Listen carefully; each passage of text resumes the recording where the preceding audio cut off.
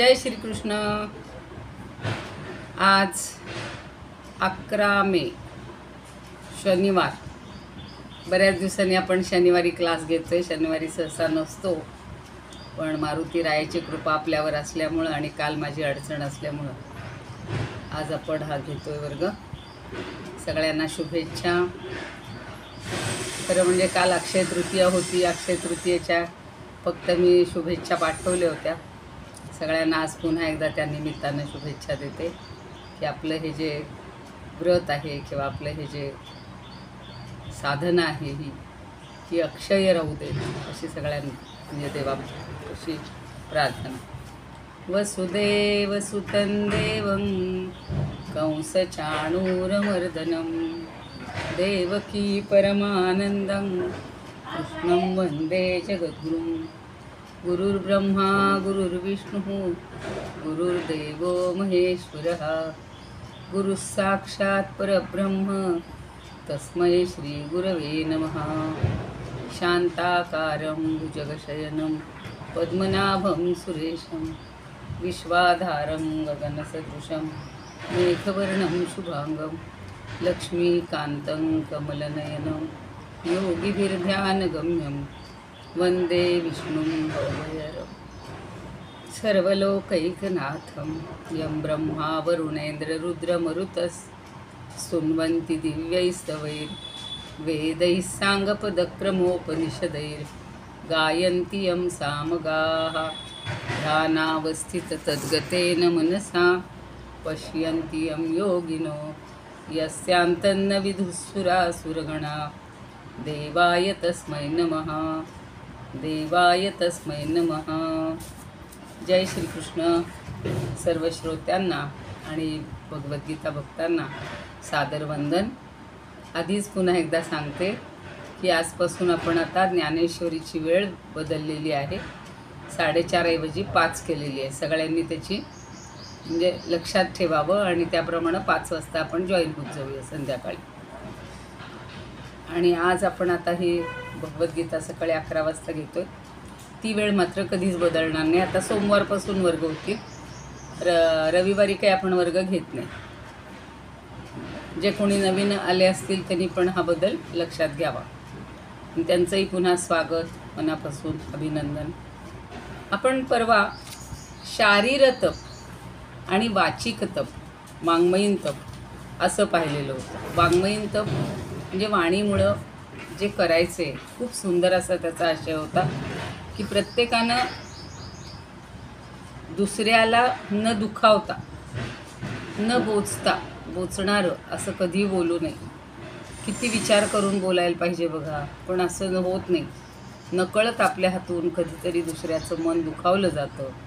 एखादा शब्द वावगा निघतो त्याच्यातून आणि मग तो मनुष्य अक्षरशः म्हणजे असं म्हणतात की एक वेळ शरीराला झालेली जखम, एक वेळ बाण मारलेला तो परवडेल, पण हा वाघबाण नको असं त्याच्यातनं सांगायचं होतं। आता आपल्याला मानस तप काय आहे ते बघायचं। मनःप्रसाद सौम्यत्वं मौनमात्मविनिग्रहः भावसंशुद्धिरित्येतत् तपो मानसमुच्यते। सगळे याच्यातले पण असे छान शब्द वापरलेत। मनःप्रसाद प्रसाद हा शब्द भगवंतांना फार आवडतो। त्यांना स्वतःला प्रसाद म्हणजे प्रसन्नता। मनःप्रसाद, मन चंगा तो कठोमती में गंगा म्हणतात। आजच आता याचं झाल्यावर सांगते कथा, सहज ऐकली होती मी पहाटे पहाटे। तर मनाची प्रसन्नता जर चांगली असेल आणि सौम्यत्व म्हणजे शांत स्वभाव, कोणावरही चिडचिड करायची नाही, फार ठणकावून बोलायचं नाही। मन कसं असं शांत असलं की सगळं शांत, जग शांत। म्हणून समर्थांनी जे मनाचे श्लोक लिहिले त्याच्या म्हणजे 205 श्लोक लिहिले, पण शेवटच्या श्लोकात जेव्हा म्हणले की मनाची शते ऐकता दोष जाती, मती मंदते साधना योग्य होती। म्हणजे इतक्या मनाच्या प्रसन्नतेवर सगळं अवलंबून आहे बघा। म्हणून इथे भगवंत सुद्धा सांगतात की सौम्यत्व म्हणजे शांतता। मौनम, संधी बघा, मौनम आत्मविनिग्रह, आता मौन म्हणजे फक्त तोंड बंद करायचं असं नाही आहे, तर त्यावेळेला भगवंताचं चिंतन करायचं. म्हणजे मौनात नाही तर असंख्य जगभर गावभर सगळीकडे आपलं मन फिरून येतं, तर ते अपेक्षित नाही आहे. म्हणून मौनम आणि आत्मविनिग्रह, आत्मचा अर्थ इथं मनच घ्यायचं, की मनाचा निग्रह करायचा. एकदा मनाने आपल्या पक्क ठरवलं ना, तर मन वाटेल ते अगदी एव्हरेस्ट शिखरवर सुद्धा जाईल. मागे मी सांगितलं होतं की अत्यंत विकलांग झालेली मुलगीसुद्धा एव्हरेस्ट शिखरवर जाऊन आली, केवळ मनाचा निश्चय होता तिचा. म्हणून आत्मविनिग्रह हा आपण सुद्धा बघा, निश्चय केला ना मग झोप लागत नाही, भुकेची गरज नसते, किती अडचणी आल्या तरी आपण ते सर पार करतोच. प्रत्येकानं काही एव्हरेस्टच पार करायला पाहिजे असं नाही, पण प्रत्येकाचं एक ध्येय असतं ठरलेलं. ते ध्येय म्हणजे त्याच्या दृष्टीने ते एव्हरेस्ट शिखर, आणि ते पार करण्यासाठी आपला आत्मविनिग्रह पाहिजे. आणि पुढं म्हणतात भावसंशुद्धी ही, हा पण अत्यंत महत्त्वाचा भाग आहे. संधी आहे तिथे, भावसंशुद्धी ही इति एतत् तपः, इतके शब्द आहेत त्यात. भावसंशुद्धी ही म्हणजे अंतःकरणातल्या भावांची शुद्धता, पवित्रता. मनी नाही भाव म्हणे देवा मला पाव, देव अशानी पावायचा नाही रे, देव बाजारचा भाजीपाला नाही रे. त्या भावामध्ये सगळं आले बघा, की मनातच भाव नसेल आणि नुसतं देवाला म्हणावं देवा मला पाव म्हटलं तर नाही उपयोग. तशी अंतःकरणातल्या भावांची शुद्धता, पवित्रता ही जर असेल ना, तर अगदी कुठे असेल तिथून देव आपल्या भेटीला येतो. अगदी खूप संतांची उदाहरणं आहेत, देवांची उदाहरणं आहेत, की आपल्याला तिथपर्यंत जावंसुद्धा लागत नाही. तो भगवंत परमात्मा आपल्यासाठी पळत धावत धावत जिथे असू तिथे येतो. फक्त आपले भाव पवित्र पाहिजे, शुद्ध पाहिजे, अंतःकरणापासून त्याला आळवणी करायला पाहिजे. भावसंशुद्धी ही इति एतत् तपः मानसम उच्यते. एतत् तपः मानसम उच्यते. एतत् म्हणजे हे, तप म्हणजे तप. हे तप काय म्हटलं जातं? मानसम. या तपाला मानस तप असं म्हटलं जातं. मानस म्हणजे मनासंबंधी केलेलं तप. मनवरनं मानस, मानस हा शब्दच आहे मनासाठी, आणि याला मानस तप असं म्हणतात. किती छोट्या छोट्या गोष्टी आहेत, पण एवढ्या जर आपण, म्हणजे मला तर असं वाटतं की या 17व्या अध्यायातलं सुद्धा एक एक गोष्ट जरी आपण रोज एक श्लोक पाहायचा आणि त्याप्रमाणे आचरण करण्याचा प्रयत्न करा. एक श्लोक फक्त, आणि अगदी सगळे श्लोक जाऊ द्या, त्यातला एक शब्द म्हणजे मनप्रसाद. ठरवलं की आज मी फक्त मनाने प्रसन्न राहणार, किंवा सौम्यत्व, आज मी फक्त शांत राहणार. म्हणजे एक श्लोक आपल्याला आठवडाभर पुरेल एवढ्या 8 गोष्टी अंमलात आणायला. मौनम, नाही कुणाशी रागवून बोलण्यापेक्षा मौन आणि अंतःकरणात फक्त भगवंताचं चिंतन. पुढचं भाव संशुद्ध, ह्या सगळ्याला मानस तप म्हटलं. खूप छान सांगितलेलं आहे. पुन्हा एकदा अर्थ बघा. मनाची प्रसन्नता, शांतभाव, भगवत चिंतन करण्याचा स्वभाव म्हणजे मौन, आणि मनाचा निग्रह, तसंच अंतःकरणाची पवित्रता किंवा भावांची पूर्ण पवित्रता, याला मनाचं तप असं म्हटलेलं आहे.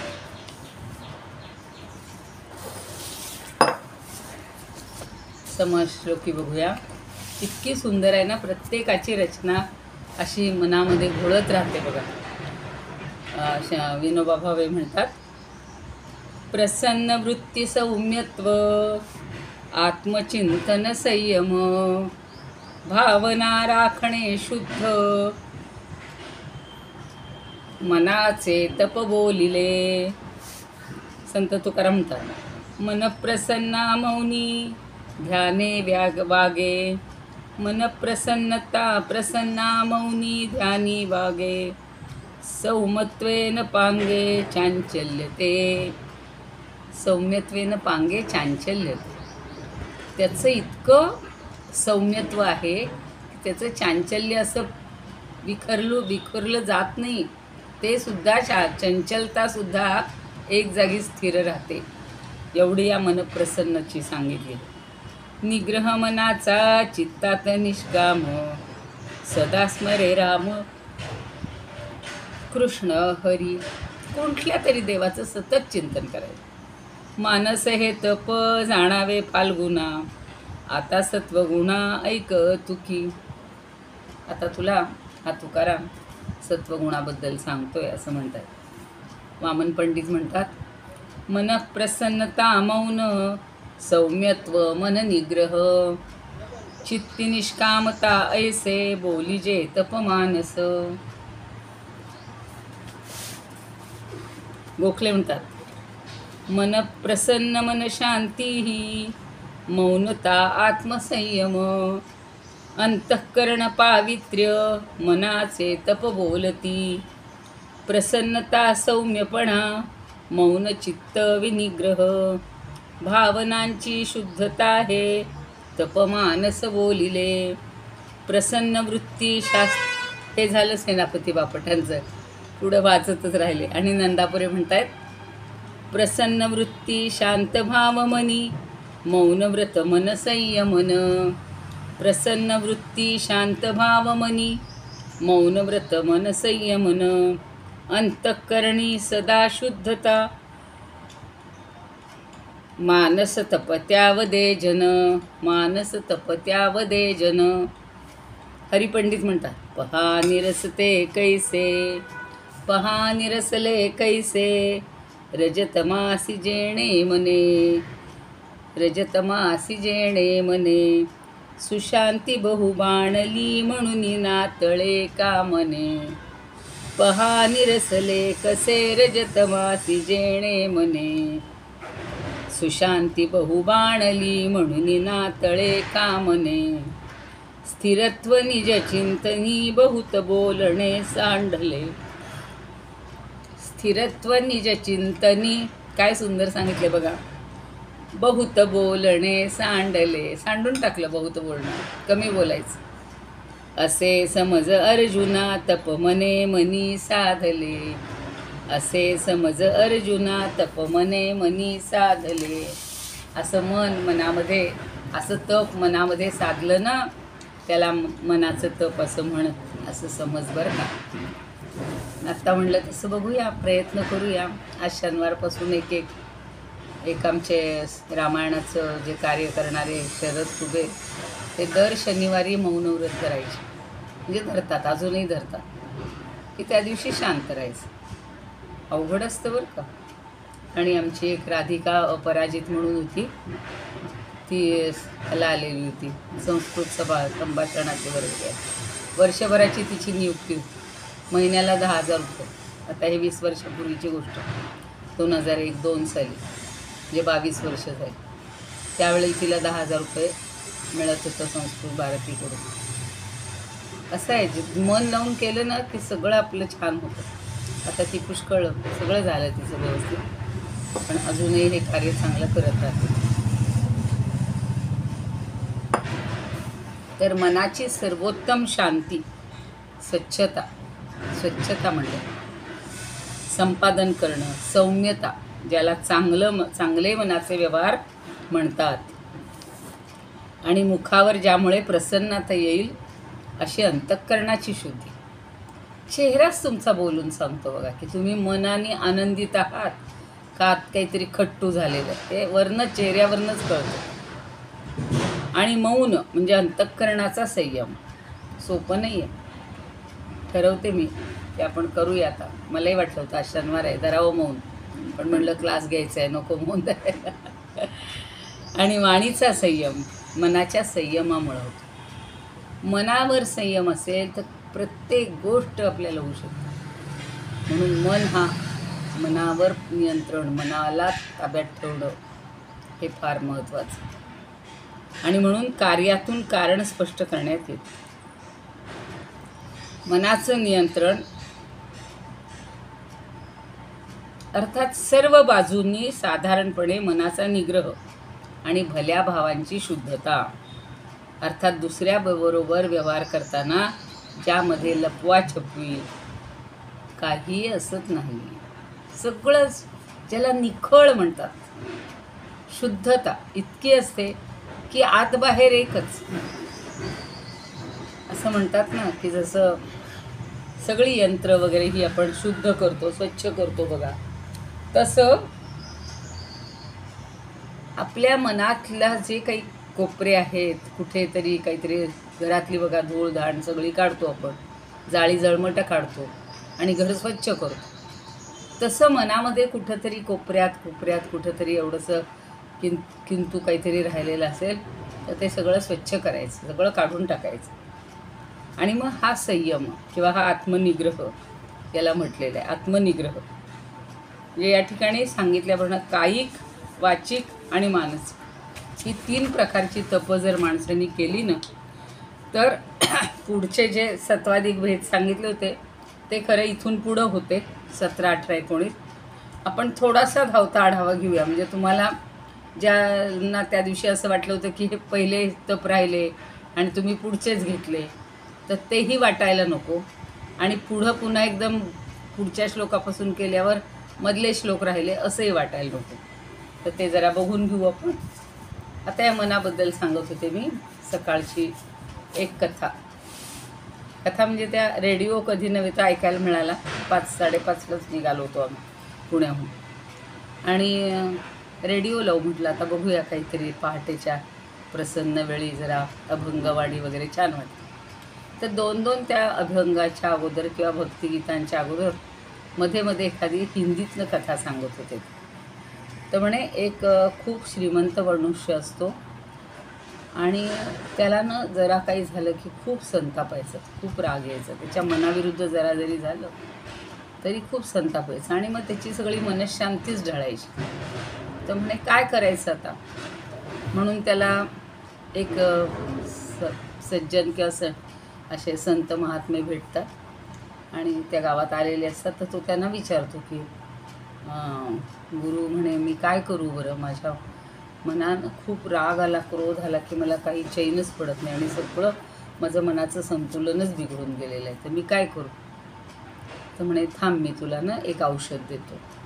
तू काय करायचंस, ही एक बाटली आहे, त्यातले 2 थेंब जेव्हा तुला राग येईल ना कोणाला. मी अगदी सकाळी ते ऐकत होतं, म्हणलं आपण सुद्धा असंच करायला हरकत नाही की आपल्या मनातून कधीतरी अशी येतेच थोडी उर्मी येतेच क्रोधाची, तर ती घालवायची असेल तर काय. तर म्हणे तुला जेव्हा रागवायचं म्हणजे पटकन तू रागावणार असतोस ना, त्यावेळेला ह्या बाटलीतले 2 थेंब जिभेवर टाकायचे आणि 10 मिनिट शांत बसायचं, मौन राखायचं, काहीही बोलायचं नाही. केला ना त्यानं प्रयोग सुरू. 1 महिनाभर प्रयोग केला त्यानं. सगळा फरक झाला त्याच्यात. ते संतापणं, ते रागावणं, चिडणं सगळंच बंद झालं. आणि पुन्हा 1 महिन्यानंतर ते गुरु त्याला रस्त्यानं जाताना दिसले. तर त्यांना पुन्हा तो अगदी त्यांच्या पायावर लोटांगणच घालतो. म्हणे काय हो, काय झालं सावकार महाराज. तर म्हणे अहो तुम्ही जे मला औषध दिलं ना त्याचं नाव काय होतं मला सांगा ना, म्हणजे इथून पुढं का बरं काय झालं. अहो म्हणे आता मला राग येतच नाही आहे आणि एकदम मी शांत झालो, सगळ्यांबद्दल मी एकदम प्रेमानं वागायला लागलो. ते गुरु हसतात आणि म्हणतात अरे काहीच नव्हतं, ते मी साधं पाणीच दिलं होतं. म्हणजे मला असं वाटलं की ते गुरु निदान म्हणतील की मी तुला एक देवाचं तीर्थ दिलं होतं, पण तीर्थ असे नाही, ते तर म्हणतात साधं पाणी होतं, पण संयम हा तुला त्याच्यातनं आवश्यक होता आणि तो तुला जमायला लागला ना. आता तू एरवीसुद्धा कुठलंही तू 2 थेंब पाणी ठेव आणि तुला आता त्याचा संयमच प्राप्तच झाल्यावर आता त्याला पुन्हा औषधांची गरजच नाही आहे. असं मला ते फार आवडलं. म्हणजे किंवा माणसाच्या मनावर कसा परिणाम होतो. तर एक मनुष्य असतो असाच, तर यातनं पुन्हा वेळ दे, साधू असतो साधू, आणि त्याला कशाचीही कधीही अपेक्षा नसायची. तो कुठल्याही गोष्टीवर हे करायचं नाही, म्हणजे आकर्षण किंवा कुठली गोष्ट मनाने हवी आहे बाबा मला हीच पाहिजे, मला तीच पाहिजे, असा तो कधी हे करत नव्हता, इच्छा करत नव्हता. आणि एक दिवशी तो असाच रस्त्याने जात असतो,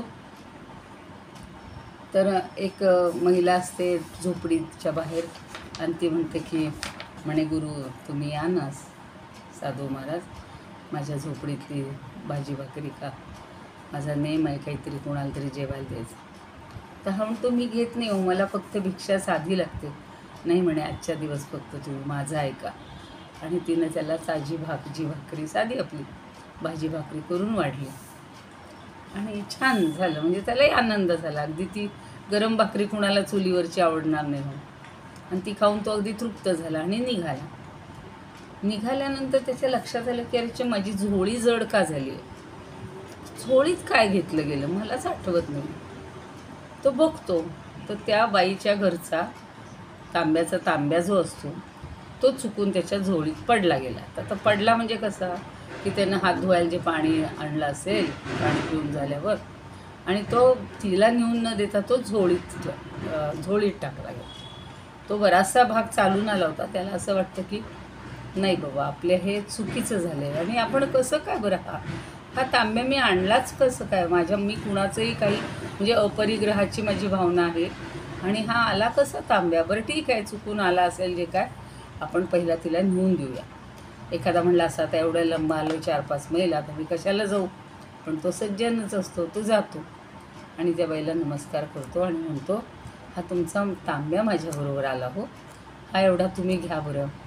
पण म्हणतो काय कारण झालं असेल, मी असं तांब्या कधी याच्यामध्ये टाकत नाही, तुम्ही काय करता हो. तर काही नाही म्हणे, मी शेतावर ह्याला जात असते, मोलमजुरी करायला जात असते आणि आमचा जो तिथला मालक आहे तो खूप वाईट बोलतो आणि इतकी सगळ्यांना पिळवणूक करून घेतो की तो काहीही कुणाला मनापासून योग्य ती मजुरी देत नाही किंवा त्यातला काही धान्याचा अंश द्यायचा असतो. आता मला आठवतं की आम्ही लहान असताना आमच्या मावशीच्या शेतात जायचो आणि तिथे गेल्यानंतर त्या शेंगा काढायला बायका आलेल्या असायच्या. तर त्यांचं जे काही माप झालं ते सगळं ते अगोदर ते घ्यायचे, पण त्या मापातले एवढ्या शेंगा कावीना त्या बाईला किंवा त्या मजुरी करणाऱ्या माणसाला हे द्यायचे. कारण काय, त्यांनी एवढं काढलेलं आहे, समजा आपल्याला पाटीभर मिळालं तर एक टोपलीभर, छोटीशी टोपली कावीना त्याला दिली तर त्याच्या घरचे सुखी होतील ना. मला फार कौतुक वाटायचं की असं असतं, म्हणजे असा व्यवहार करायला पाहिजे. हे त्या लहानपणचं आज कळते की हा खरा तो व्यवहार असतो. म्हणजे स्वतःचा स्वार्थ न बघता परार्थही बघायला पाहिजे. आणि मग तो साधूला ती बाई सांगते की तो आम्हाला काहीही देत नाही ना, म्हणून म्हणे ना मी त्याच्या याच्यातली ज्वारी चोरून आणली होती म्हणे, पायलीभर ज्वारी चोरून आणली, तो आम्हाला काही देत नाही. आता इथं लक्षात आलं त्या साधूच्या की त्या चोरीचं अन्न, चोरीच्या भावनेनं आणलेलं जे ज्वारी होती त्याच्यापासून बनलेली भाकरी होती, ती खाल्ल्यामुळं माझ्या मनात सुद्धा चोरीची भावना आली. एक दिवशी मी तुम्हाला बोलले होते बघा की आपण जेव्हा असं बाहेर अन्न जेवायला जातो, हॉटेलमध्ये असेल कुणाकडे असेल, पण त्यांच्या ज्या भावना असतात ना, ते मग ते कामगार असतील, पोळ्या करणाऱ्या बायका असतील किंवा जे काही भाजी निवडणारे कोण असतील, ज्याची जी त्यावेळी दिवशीची भावना असेल ना, कुणी दुःखात असेल, कुणी संकटात असेल, आणि त्या सगळ्या भावना ह्या त्या अन्नामध्ये उतरतात आणि त्याप्रमाणे आपलं मन बनतं आणि त्याप्रमाणे त्या दिवशीचा सगळा व्यवहार बनतो. मला तर हा चांगला अनुभव येतो, खरंच चांगला. आपणही थोडासा असा विचार करून बघा. म्हणून हे मानस तप फार छान करायला सांगितले. कारण आपण नेहमी म्हणतो मन एव मनुष्याणां कारणं बंध मोक्षयोः, असं म्हणलं जातं की मनच आपल्या सगळ्या बंधाचं किंवा मोक्षाचं हे कारण आहे. त्यामुळं त्याला कितीही तुम्ही चुचकारा, त्याच्याशी गोड वागा, त्याच्याशी प्रेमानं बोला, आणि मनावर सगळी पुन्हा बुद्धी, म्हणजे बुद्धी त्याला जरा ठणकावून सांगत असते, असं नाही, असं कर, असं नाही, असं कर.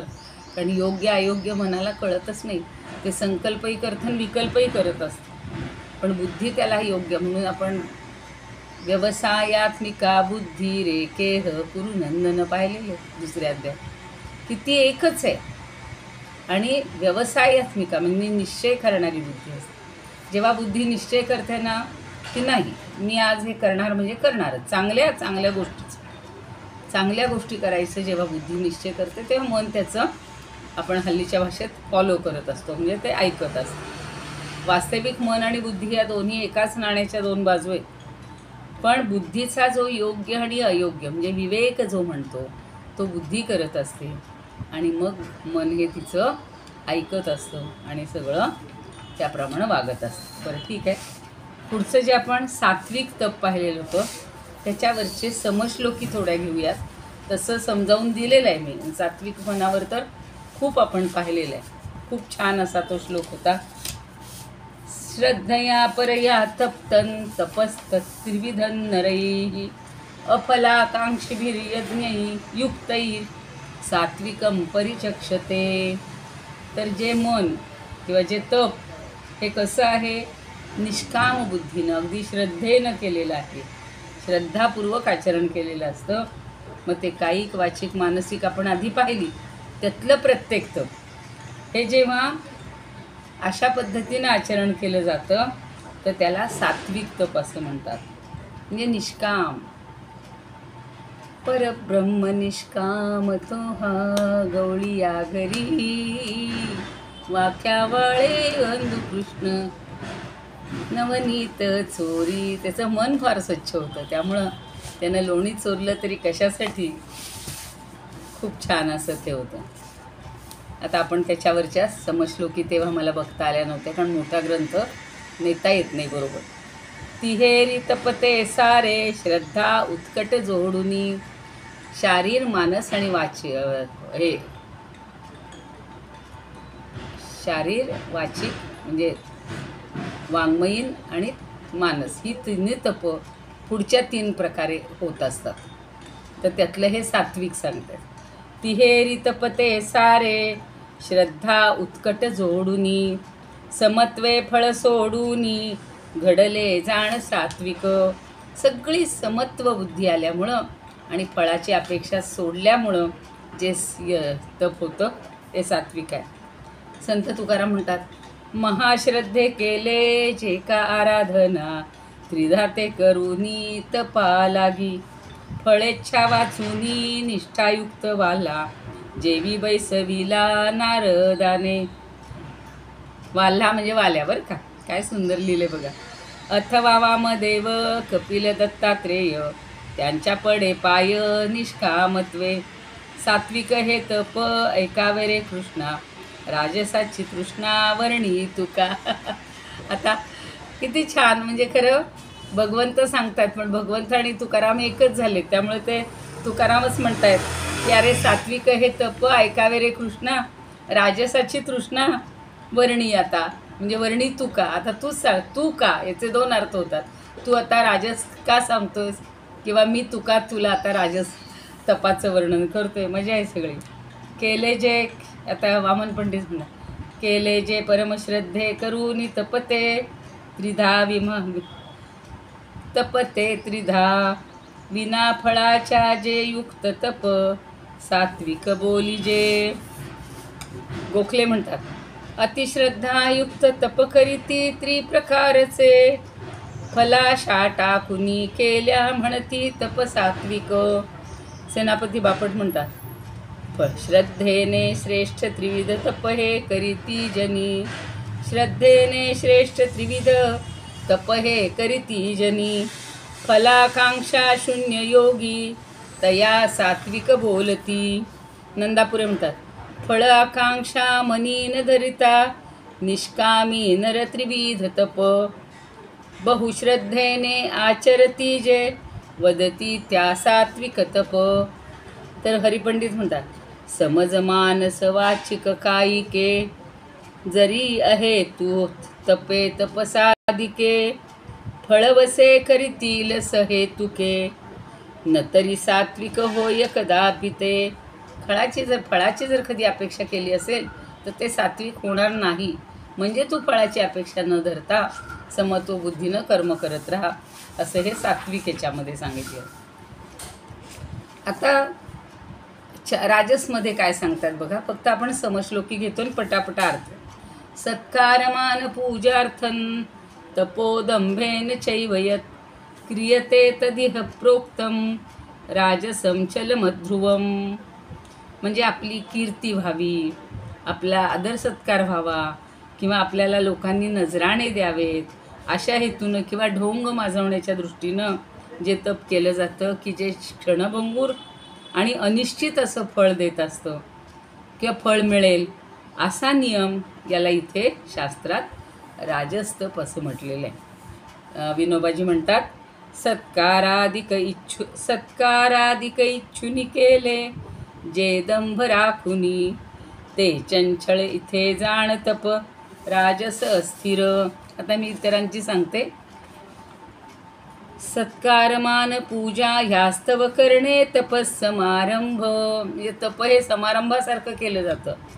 म्हणती चंचल अध्रुव राजस तपते जयामध्ये दंभ. आठल्य म्हणून आहेत ते म्हणतात. पुढे मिरजकर म्हणतात, सत्कारमान पूजार्थ जे दंभे जायसे विले, चलभंगुरते ऐसे वदती लोक चांगले. गडकरी म्हणतात, सत्कारमान पूजार्थ करी दंभार्थ केवळ, अस्थिर चंचलतेची तपराजस बोलती. सगळं चंचल आहे, अस्थिर आहे. भारती म्हणतात, दांभिक सत्कारार्थच कीर्तीस्तव जे सुकर्म करीती ते. कीर्तीसाठी तपराजसची असते क्षणभंगुर फल अनिश्चितची केले. फळ अनिश्चितची देते तपराजसची असते क्षणभंगुर फळ अनिश्चितचे असते. ज्याचं फळ अनिश्चित असतं आणि जे केवळ दांभिकपणानं केलं जातं, सत्कारासाठी केलं जातं, कीर्तीसाठी केलं जातं. मला हे पद मिळायला पाहिजे, मला हा सन्मान मिळायला पाहिजे, काहीतरी उद्देशानं केलं. आणि काही बघा की काहीही अपेक्षा न करता जे करतात ना त्यांना फार मोठे मोठे बहुमान मिळतात. आणि ते मिळाले तरी ते एका कोपऱ्यात ठेवतात. त्याची काही अशी जास्त प्रसिद्धी वगैरे काय. लोक म्हणतात, अहो एवढं आलं होतं तर पेपरला द्यायचं होतं, तुम्ही टी व्हीवर बातमी.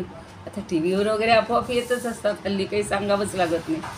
आणि आता तप ह्याचं तामसबद्दल काय म्हणतात बघा, मूढग्राहेणात्मनो यत् पीडया क्रियते तपहा परस्योत्सादनार्थम वा तत्तामसमुदारुतम. आता हे तर कसं आहे की मूढग्राहेण म्हणजे एकतर गैरसमजुतीनं किंवा स्वतःलाच पीडाकारक आणि मन इंद्रिय दुर्बल करणारं असं यत पीडया, आपल्या मनाला शरीराला सगळ्याला पीडा दिली जाते, दुर्बल केलं जातं. किंवा परस्य उत्सादनार्थम, दुसऱ्याचा उच्छेद करण्यासाठी, नाश करण्यासाठी असं जे तप केलं जातं तत् तामसम उदारुतम, त्याला तामस तप असं म्हणतात. लोकमान्य टिळक म्हणतात, वेड्या आग्रहाने आपल्याला पीडा करणारे किंवा जारण मारण आदी कर्मांनी लोकांना नाडण्यासाठी जे तप करतात त्याला तामस तप म्हणतात. वेडाग्रह, आपण त्याला मूढ म्हणलेलं आहे. मूढग्राहीण, मूढ असा आग्रह आहे तो, मूढाचा. आणि महात्मा गांधी म्हणतात, जे तप पीडा देऊन स्वतःला दुराग्रहाने अथवा दुसऱ्याच्या नाशासाठी होते त्याला तामस तप असं म्हणतात. ते संत ज्ञानेश्वर म्हणतात, केवळ मूर्खपणाचा वारा जीवी घेऊनी धनुर्धरा, नाम ठेवी जे शरीरा वैरियाचे, ऐसी नाना परिहे काया घाय सूता पै धनंजया, तप की जे नाशावया पुढीला ते. पुढच्याचा, समोरच्याचा. किंबहुना हे वोखटी घेऊन क्लेशाची हातवटी, तप निफजे ते किरीटी तामस होय. किंवा चव्हाण म्हणतात, मूर्खपणाच्या हट्टाने स्वतःच जे पीडती, दुसऱ्यांस त्रास देणारे तपास तामस म्हणती. छान सांगितलं बघा. किंवा मोरोपंत म्हणतात, मोहे दुराग्रहे जे करी जे ते, इच्छुनीच परघात, आपुला ते पीडी जे तामस, तप म्हणती ते अधप्पात. ते अधप्पात करणार आहे. आणि तुलसीदास म्हणतात, देह को दुख दे मूढ हे, हट सो जो तप होय, परको कष्ट दिखावही तामस, तपयो ही जोय. वसुदेव योगेशं सच्चिदानन्दं वासुदेवं रजप्रियं धर्मसंस्थापकं शूरं वीरं कृष्णं वन्दे जगद्गुरुं. कृष्णाय वासुदेवाय हरये परमात्मने प्रणतः क्लेशनाशाय गोविन्दाय नमो नमः. ॐ पूर्णमदः पूर्णमिदं पूर्णात् पूर्णमुदच्यते पूर्णस्य पूर्णमादाय पूर्णमेवावशिष्यते. ओम शांती शांती शांती. आता आपल्याला उद्याच्या याच्यामध्ये म्हणजे सोमवारी तानाचे प्रकार बघूया. खूप सुंदर असं विवरण आहे. धन्यवाद. जय श्रीकृष्ण.